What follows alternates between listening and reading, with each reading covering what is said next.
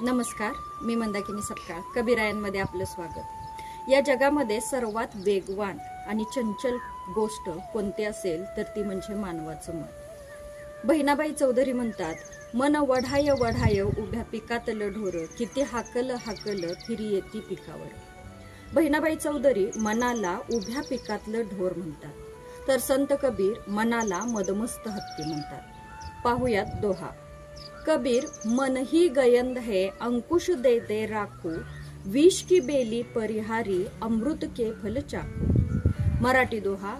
कबीर मन मदमस्त हत्ती, अंकुश त्यावर ठेवूया, विषाची वेल त्यागुनी अमृताची फळे चाकूया. कबीर मनाला मदमस्त हत्ती म्हणतात. जंगलातला एखादा मदमस्त हत्ती असेल तर त्यावर नियंत्रण ठेवणे जितके अवघड असते, त्याचप्रमाणे आपल्या मानवी मनावरही नियंत्रण ठेवणे खूप अवघड असते. या मानवी मनावरती नियंत्रण ठेवण्यासाठी ज्ञानाचा अंकुश वापरला पाहिजे.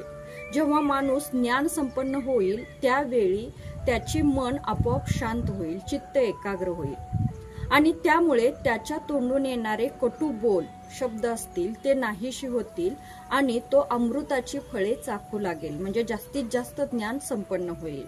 म्हणून संत कबीर म्हणतात, कबीर मन ही गयंद है अंकुश दे दे राखू, विष की बेली परिहारी अमृत के फल चाखू. धन्यवाद.